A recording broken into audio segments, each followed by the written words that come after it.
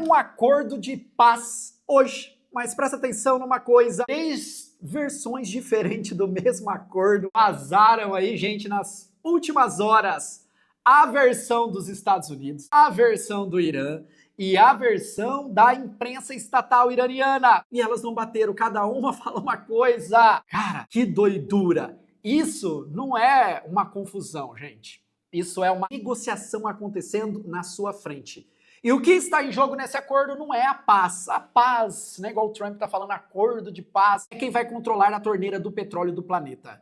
Meu nome é Professor Jean, mais conhecido na internet como Jean Grafia. Esse é o canal Professor Jean Grafia Gabarita Gel. Nesse vídeo você vai entender 3 coisas. Primeiro, por que esse acordo de paz tem 3 versões que se contradizem ponto a ponto. 2. Porque o verdadeiro prêmio não é o programa nuclear iraniano, é um pedaço de mar de 38 quilômetros de largura. Terceiro, e essa é a parte mais grave, porque o Irã anunciou que fechou o Estreito de Hormuz, sabendo que mal consegue fechá-lo de fato. Gente, se é a primeira vez que você está aqui no canal, já se inscreva, ative o sininho, é um canal de educação, precisa muito, mas muito da sua ajuda e conteúdo como esse a gente faz todos os dias. Bora lá, ó, vamos voltar aí uns dias para você entender o tamanho dessa bagunça. Tinha um cessar-fogo em vigor entre Estados Unidos e Irã. Tinha. Aí, essa semana, um helicóptero militar Apache estadunidense cai sobrevoando a região do Estreito de Hormuz. Trump acusa o Irã de ter derrubá-lo e manda bombardear o Irã.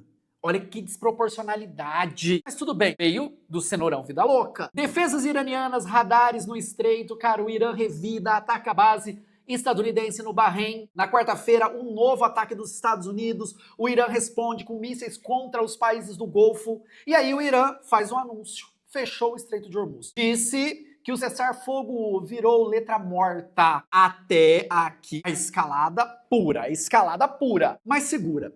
Porque na quinta-feira a história vira do avesso. O Trump cancela a terceira noite de ataque e anuncia: chegamos num consenso. O acordo deve ser assinado no fim de semana na Europa. Com meu vice, disse que o memorando já foi aprovado por todo mundo lá no Irã, incluindo o líder supremo. Minutos depois, o Irã vai lá e desmente. A agência estatal diz: nenhum texto foi aprovado, nenhum. E hoje, sexta-feira, o clímax desse teatro. O chanceler iraniano publica que o acordo nunca esteve tão perto. E Trump, no mesmo dia, chama o governo iraniano de gente desonrosa demais para negociar. Olha o Trump, cara, é um rei na negociação. E aí, horas depois, a resposta, a mensagem do chanceler na própria rede social. Ele vai lá, né, os dedos nervosos dele, né, com um monte de erro, mas ele escreve. Mas aqui a história começa a ficar interessante de verdade. Porque quando você olha o que cada lado diz que está escrito no acordo, você percebe que ninguém está falando do mesmo documento. A tese desse vídeo é simples, gente. Esse acordo não tem 3 versões por incompetência. Tem 3 versões porque a negociação está sendo travada em público. Vazamento contra vazamento. Para ver quem crava os termos primeiro. Deixa eu te mostrar. A CNN vazou com fontes iranianas uma versão.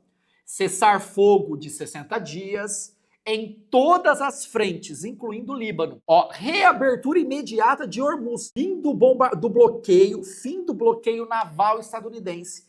E alívio gradual das sanções contra o Irã. E o Irã se comprometendo a não ter arma nuclear. Bonitinho, equilibrado. Aí a Reuters vazou outra versão, essa com a fonte do governo dos Estados Unidos. E muda tudo. Reabertura de Hormuz, ok. Mas em vez de o Irã não ter arma nuclear, o texto estadunidense diz: desmantelamento do programa nuclear iraniano. Desmantelar. E mais, o Irã só recebe de volta o dinheiro congelado pelas sanções depois de cumprir a parte dele. Percebe a diferença? Uma versão pede compromisso, a outra pede rendição. E aí entra a terceira versão, que aí é da imprensa estatal iraniana, que diz o oposto do que os Estados Unidos diz. Ó, suspensão das sanções, retirada das tropas estadunidenses ali das proximidades, fim do bloqueio. E atenção, o Irã afirmando publicamente que não abre mão de enriquecer o urânio, nem do controle do Estreito de Hormuz. Ou seja, os Estados Unidos dizem desmantelar. O Irã diz não abro mão de nada. Ou isso não cabe no mesmo papel. Por isso, ninguém assinou. O acordo fechado de Trump não existe ainda. Existe uma queda de braço vazando pela imprensa. E tem mais. E aqui está o ponto que praticamente ninguém está te mostrando. Repara que todas as três versões falam de uma mesma coisa. Vamos lá. Hormuz, o Estreito de Hormuz aparece nas três. Por quê, Jean? Porque é aí que está o prêmio de verdade. Esse estreito de 38 quilômetros de largura no ponto mais apertado, e por ele, você já sabe que eu sempre repito isso, passa 20% de todo o petróleo consumido no mundo. Ou mais ou menos 20 milhões de barris por dia. Mais de 1/5 do gás liquefeito do planeta. Ou a maior parte saindo do Catar. Hormuz não é uma rota, Hormuz é uma artéria energética do mundo. E é aqui que a coisa fica mais grave, porque o Irã anunciou que vai fechar o estreito. Só que tem um detalhe que muda tudo. O Irã quase não consegue fechar o estreito de Hormuz. Os canais profundos por onde passam os navios gigantes realmente passam ali, né? Ficam do lado de Omã, ó, não do lado iraniano. Para o Irã fechar de verdade, teria que invadir Omã, e não vai. Além disso, cara, tem uma coalizão naval na região, liderada pelos Estados Unidos, pelo Reino Unido, França, Índia, países do Golfo. Os especialistas, cara, são diretos. A marinha iraniana conseguiria, no máximo, atrapalhar o tráfego por algumas horas, cara, antes de ser neutralizada. É muita gente, apesar do ataque de guerrilha da marinha iraniana. Então, por que o Irã anuncia que fechou? Porque o fechamento não é militar, é psicológico. É barganha. Só a ameaça já faz o preço do petróleo subir e o mundo entrar em pânico. Essa é a única carta forte que o Irã tem na mesa. E aqui vem o tapa final dessa análise.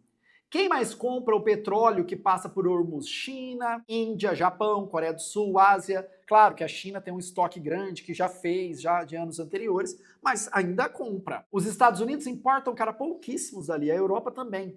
Então pensa comigo, se os Estados Unidos garantem o controle de quem passa por Hormuz, quem eles colocam na coleira não é o Irã, é a China, é a Índia. E o cliente, ó, é o cliente que depende daquele óleo todo dia. Nunca foi sobre bomba nuclear, é sobre quem segura a torneira que abastece o maior rival dos Estados Unidos. Esse é o acordo de verdade. E ele não tem nada a ver com paz. Que paz? Resumindo tudo, não existe acordo, existe três versões, cara, engalfinhando na imprensa, e isso é negociação. O Irã ameaça fechar um estreito, porque é a única carta que ele tem para pressionar os Estados Unidos. E o prêmio real não é desarmar o Irã, é controlar essa artéria, cara, que abastece a China e a Ásia.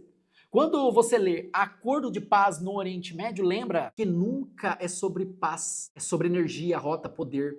Agora eu quero saber de você. Você acha que esse acordo vai sair no final de semana? Ou é mais um blá blá blá de Donald Trump, o cenourão, vida louca? E aí, cara, o que você acha? Agora, deixa eu te falar uma coisa rapidinho, importante. O que você acabou de ver aqui, né, é o mundo inteiro brigando aí por uma torneira, literalmente. Abre, fecha, abre, fecha. Quem segura a coleira do mundo? E aí eu te pergunto, nesse tabuleiro todo, quem é que está pensando o Brasil? Vamos lá, energia, território, rota, soberania. Quem leva isso para o Congresso? Foi aí que eu decidi ser pré-candidato a deputado federal por São Paulo, para que o Brasil seja quem move as peças e não a peça que os outros movem. Se isso bate aí dentro, cara, você pode contribuir com a nossa campanha, um apoio, pode ser R$1, R$2, 3, cara, quanto for. O que é importante é você fazer parte desse movimento das pessoas que pensam. Senão, quem vai estar lá, cara, são os ignorantes. Você viu o relato do ex-jogador Edmundo, do Vasco da Gama, que está rolando nas redes sociais? Eu postei até no meu Instagram. Ele fala que ele quer ser deputado federal e ir até Brasília para defender os interesses do Vasco da Gama. Do Vasco da Gama. Ou ele falou isso. Cara, se a gente não fazer alguma coisa, esses caras vão estar lá. E eu dependo de vocês, porque eu sei que quem assiste esses vídeos, cara, são acima da média. É a galera que pensa. A galera que consegue fazer uma análise de Brasil e o cenário global que o Brasil está inserido. Ó, QR Code, link na descrição. Apoie, cara, apoie. Vamos fazer parte de um movimento que vai mudar. Se for na marra, né? E na marra que eu falo nas colocações teóricas, se posicionar lá em Brasília. Beleza? Desce o dedo no like, se inscreva no canal de educação. Precisa muito do seu apoio. Valeu, pessoal.